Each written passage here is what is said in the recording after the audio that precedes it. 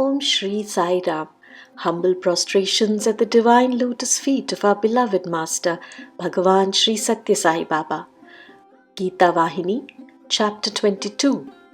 The path of establishing mind and intelligence in Krishna. Being free from hate, being full of love, and expressing love as service. Discussions of creation, field, and knower of the field. Balancing the three qualities of inertia, passion, and purity. Summary. Arjuna asked, what are the characteristics through which the votaries of the attribute-less or Nirguna Godhead can be recognized? Krishna replied, they must acquire full control of their senses. Next, they must be unaffected by circumstances.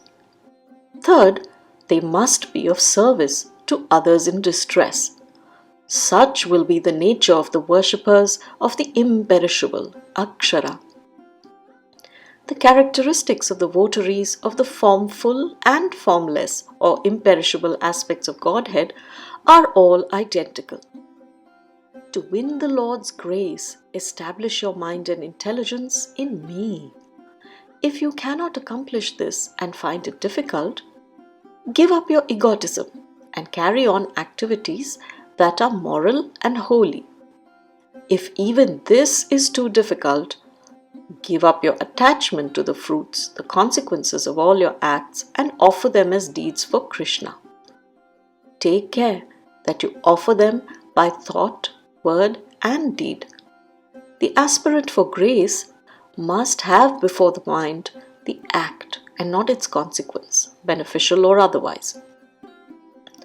Devotion and hate are as fire and water. They cannot dwell together. The mere absence of hate, etc., cannot secure the dweller within and the bliss of recognizing him. Love too must be cultivated. Love must express itself as service to the distressed and the grieving. The thorny bushes of affection, hate, envy, pride, etc. have to be uprooted from the region of the heart, and the field has to be ploughed by means of good deeds.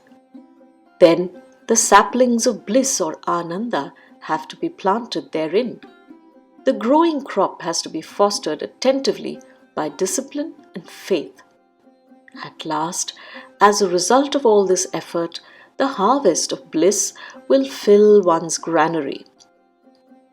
The aspirant for devotion, bhakti, must always possess contentment. Whether one's wish is fulfilled or not, the mind should not lose equanimity and poise. Contentment or santushti is the state of mind that is unaffected by the achievement or non-achievement of any wish, the happening or non-happening of any event. The mind must be undisturbed, without excitement or disappointment. Arjuna wished to know what is meant by the Creator, Purusha. Krishna replied, Purusha is the soul or jiva and Prakriti is the body, Deha. The embodied is the soul, that is Purusha, the person who knows the body. The body is the vehicle for earning spiritual wisdom or jnana, or the universal vision. The body leads you on to liberation itself. It is the repository of such great achievements, so it is called Kshetra. Kshetra means an armor, for it protects and guards the soul or jivi from harm.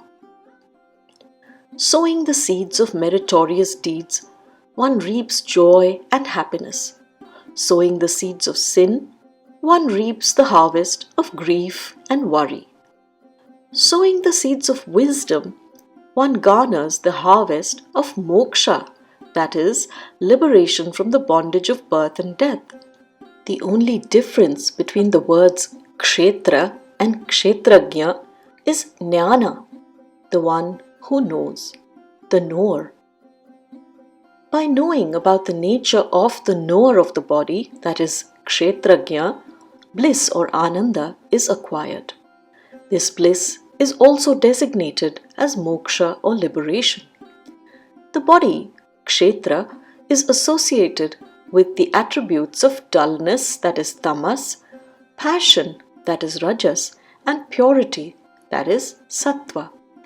The soul, or knower of the field, has no real relationship with the attributes. The soul is just a witness. The three attributes represent the three aspects of human nature. Passion, rajoguna, is the attachment that brings about desires and creates eagerness to enjoy the objective world that is seen.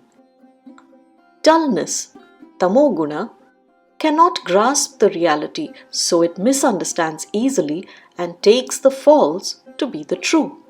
It binds instead of releasing.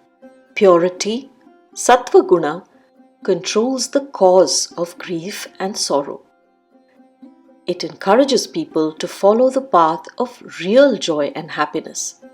Therefore, being single-pointed and unaffected by any of these three is the basis for purity and steadfastness. Key takeaways from this chapter. First, hate needs to be completely eliminated.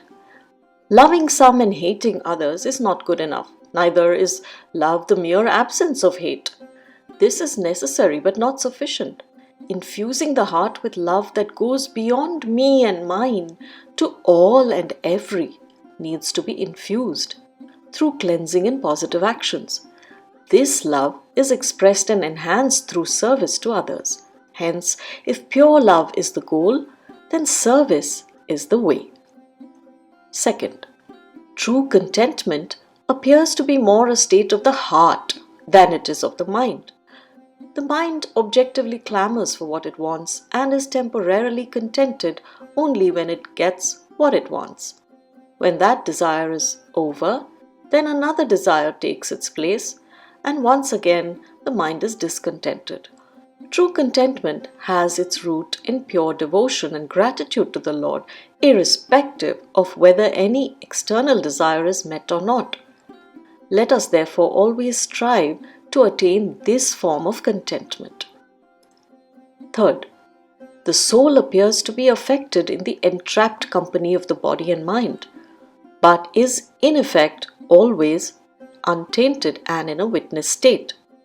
When we can separate our feelings of body and mind and connect with the internal being who is constantly witnessing all that is happening, both within the body and within the mind, then we will be in deeper connect with our true identity and not be a slave to the ever-changing demands of the mind and the body. Fourth, of the three gunas, tamas is clearly set in darkness and keeps us shrouded in ignorance. Rajas is active but undirected, so it tends to scatter in multiple directions. Sattva is pure and steady and aims to only do the essential and necessary. Let us therefore aim to attune ourselves to the sattva guna and following this path aim to eventually transcend all the three gunas and attain liberation or mukti. End of chapter 22. Jai Sai Ram.